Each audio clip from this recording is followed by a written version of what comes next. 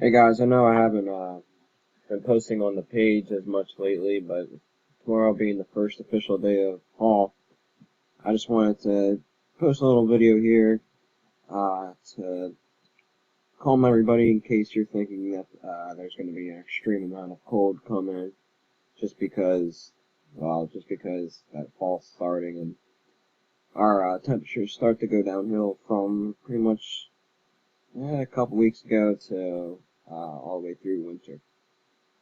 With that being said, we our normal frost and freeze dates.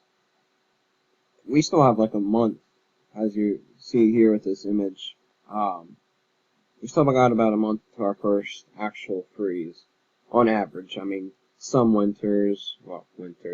falls, uh, we do get cold spells early in October, but on average, it could be mid to late October, even in our southern counties, early November. So don't expect crazy cold anytime soon. Yes, temperatures get a little chillier, but our average high temperature right now is actually 74, I believe. So even though high temperatures may not be hitting 80, we're actually the past couple days we've still been above average. And when we look at the GFS from this evening, um, the reds are obviously the warm, blues the cold. As we advance this through here,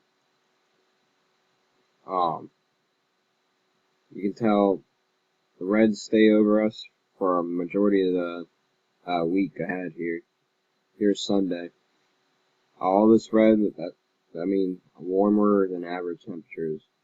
So we'll probably, for the remainder of this week, we'll probably be in the mid to upper 70s.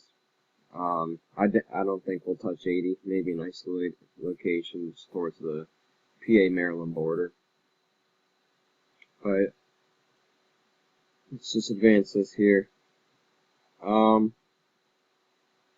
Jet stream starts to shift down a little, which we start to get a more of a northwest flow. That could put a little damper on our temperatures, but again, this is around average. Nothing crazy. No freezes in sight. And when we zoom it out even further, this is obviously getting in the long range now, so I'm sure by next run it will change. But I just wanted to give you guys a general idea of what we will be expecting over the next 7 to 10 days. So, if he advances out here again, this is really warm actually, but again, this is hour 264, so by next run it will change. But on this run here, we're actually a good deal above average. But at this point, see it's October 3rd, so our normal high temperatures will be in the upper 60s, maybe 70 degrees. So again, not crazy warm, obviously not cold. Any cold stays to our west as we get a little bowling ball here in the jet stream. This will, I'm just going verbatim by this run, not, it's, it's going to change, obviously, I know I keep saying that. Some people out there actually think we can predict 300 hours out ahead of time with, perfect, perfect outcome, but nope. Usually, well, a lot of you know in the winter during snowstorms, forecast changes every day, so it's no different in any other season. It just people pay attention more in the winter, obviously, because of the snow, so they think it only happens in the winter. It doesn't. It's every season. But I'm just playing out this run for you, just so you get a general feel for what things may be like. Now, some forecasters out there are saying that October could start out warm, like the first week or so, and then a cold spell for, I wouldn't say the whole month, but on average, October will be a colder than average month. To be honest, I haven't really looked into it much, but with a El Nino coming, it is possible. Previous winters, El Nino winters, we've seen a couple I mean, there's some mix. Couple cold Octobers and average Octobers. However, even when I say colder than average October, we're not talking cold enough to snow or anything. We're just talking, instead of reaching our average highs, we're like one couple degrees colder than normal, which is just on average. Not every day will be colder, but when you take the average at the end of the month, you'll realize that when you do the math that we're slightly below average in temperatures. That being said, the GFS shows us developing in a long range. Now, once again, this exact scenario happening, this will not happen exactly how it is, but showing you here, we have a nice ridge out. This would be ideal in the winter time. We have a ridge like this, and a jet stream dipping down. So this all supports cold air right here, right over the Great Lake region. Now, this is still not. Don't even think about there being any snow. Now, maybe in the UP in Michigan and southern Canada, I guess there could be some snow, but that's far up north. Nothing that we have to worry about.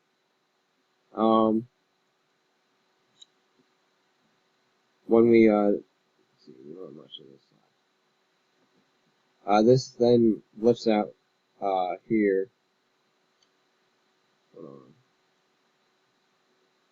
This bowling ball of cold air then lifts out up north, and then we get flooded with more warm air. So again, it's not going to be cold all the time, but these cold shots could be significant enough that we could actually be below average in the month of October.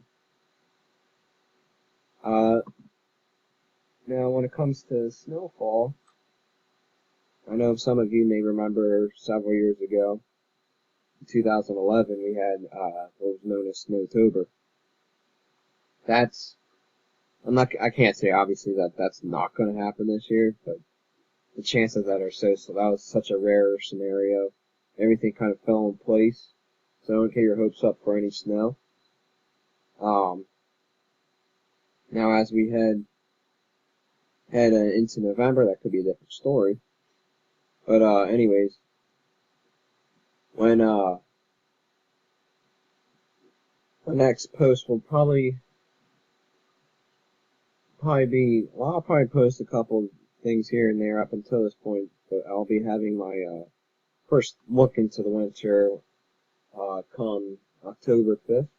It's a Monday, I believe. Posted earlier this week on my Facebook page. I'll be going not into full details of this winter, but just give you guys a general idea of how this winter may shape up. Right now, I can say that it will sure not be as well, I actually should say it's going to be different than the last couple winters. So it's going to be interesting to see how it plays out actually. Until next time, I'll keep you guys updated on my Facebook page with what weather there is to talk about. There really hasn't been much weather to talk about lately. And then on that Monday, I'll have my general idea of what this winter may be like. Until that point, keep it here, guys.